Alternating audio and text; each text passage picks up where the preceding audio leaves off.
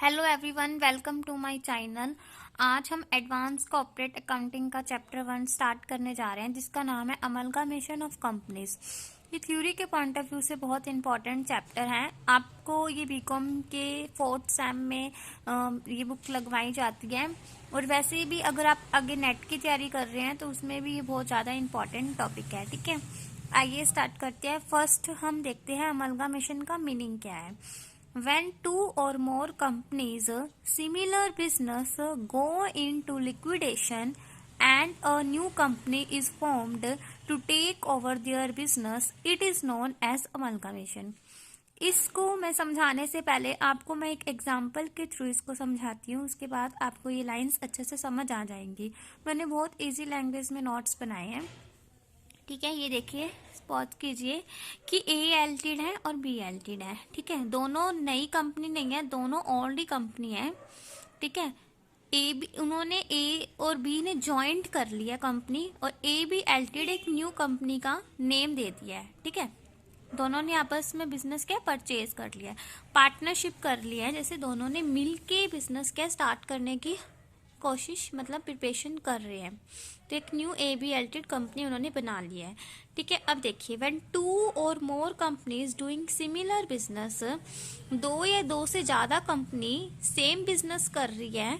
ठीक है, वो लिक्विडेशन क्या कर लेती है, दोनों कंपनी आपस में मिलकर क्या एक कंपनी बना लेती है। ठीक है, अलग अलग सेम ही बिजनेस है, दोनों सेम ही बिजनेस कर रहे हैं, तो उन्होंने सोचा कि हम दोनों मिलकर एक कंपनी बना लेंगे तो हमें ज्यादा अच्छा प्रॉफिट होगा। ठीक है, एक से क्या कर ली, एक ने दूसरे से take over their business take कर लिया। इसका मतलब ये है, it is known as amalgamation. I hope आपको ये अच्छे से टर्म समझ आई होगी। अगर फिर भी नहीं आई है तो आप कमेंट कीजिए, मैं आपको दोबारा से एक्सप्लेन कर दूंगी। अब देखते हैं नेक्स्ट, अब्जॉर्प्शन। अब्जॉर्प्शन का मीनिंग सबसे पहले मैं आपको एग्जाम्पल से ही बताती हूँ। ये देखिए, एक है ए एलटीड और बी एलटीड, ये भी उसकी तरह है, पुरानी कंपनी है, ओल्ड कंपनी है। ये दोनों क्या है, मर्ज हो जाएंगी। मर्ज कैसे हो जाएंगी, ये देखिए कि ए ने है डिसॉल्व कर दिया कंपनी, और बी ने बिजनेस परचेज कर लिया है। देखिए, बी एलटीड कहता है कि मेरी बड़ी कंपनी है, ठीक है, मेरा नाम क्या मार्केट में ज्यादा चलता है, ए एलटीड को कि तू मेरे पास आ जा।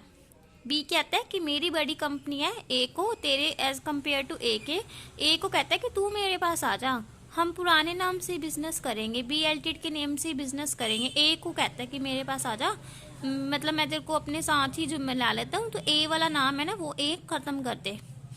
तो ये कहता है कि ए वाला है ना जो बी एलटीड में आ जाता है, ए का नाम खत्म हो गया, सिर्फ बी एलटीड का जो ओल्ड नेम है ना वो ही चलेगा। तो ए एलटीड की कंपनी क्या डिसॉल्व होगी, इट मीन्स खत्म होगी, और बी एलटीड ने बिजनेस परचेज कर लिया ए से। ठीक है, ये है absorption, it is known as absorption. No new company is formed, absorption कोई नई कंपनी नहीं है बनाई है। बी एलटीड पुरानी कंपनी थी, ए एलटीड ने उसके साथ बस ज्वाइन करा। ए एलटीड का नाम था पहले, लेकिन अब वो नाम भी खत्म हो गया, बी एलटीड का नाम ही चलेगा। New company is formed under absorption when an existing company purchase another existing company, it is known as absorption. आगे देखिए, रिकंस्ट्रक्शन का मीनिंग क्या होता है।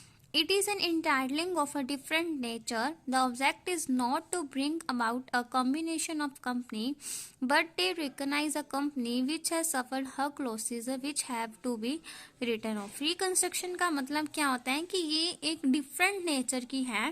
ठीक है, एक कॉम्बिनेशन नहीं है कि हम किसी को परचेज कर लेंगे, उसे कंबाइंड कर लेंगे, ऐसा कुछ नहीं है इसमें। ये है मतलब कि अगर हमें किसी चीज से लॉस हो रहा है तो हम उसे रिकंस्ट्रक्ट करके उसको दोबारा से न्यू बनाने की कोशिश करेंगे। एक्सटर्नल रिकंस्ट्रक्शन का मतलब देखिए क्या होता है। एक्सटर्नल मतलब होता है बाहर, बाहर से हम कुछ काम करते हैं, इंटरनली हम अंदर ही करते हैं, कहीं भी आउटसाइड नहीं जाते हैं। एक्सटर्नल रिकंस्ट्रक्शन में देखिए कि कोई जैसे बीमार कंपनी है, बीमार कंपनी को टेक ओवर करके जो अपनी उसकी अच्छी रेपुटेशन वाली कंपनी उसमें ज्वाइन कर लेगा ताकि उसे अच्छा प्रॉफिट हो, जैसे हमने अभी पीछे देखा था। It is similar to amalgamation, though not exactly the same.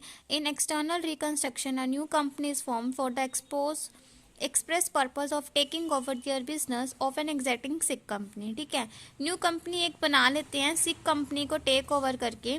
जिस कंपनी को लॉस हो रहा है, फाइनेंशियल डिफिकल्टीज हो रही है उसको चलाने में, इसीलिए उसको कह देता है कि तू अपनी कंपनी बंद कर दे।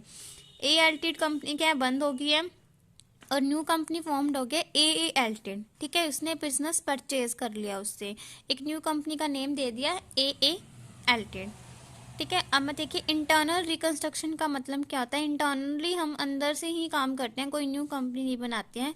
मतलब जो कंपनी चल रही है उसमें ही कुछ चेंजेस कर देते हैं, डायनेमिक के हिसाब से, जो भी मार्केट में नई नई चीज़ें आई हैं उसके हिसाब से चेंजेस करके उसी को आगे बढ़ाने की कोशिश करते हैं।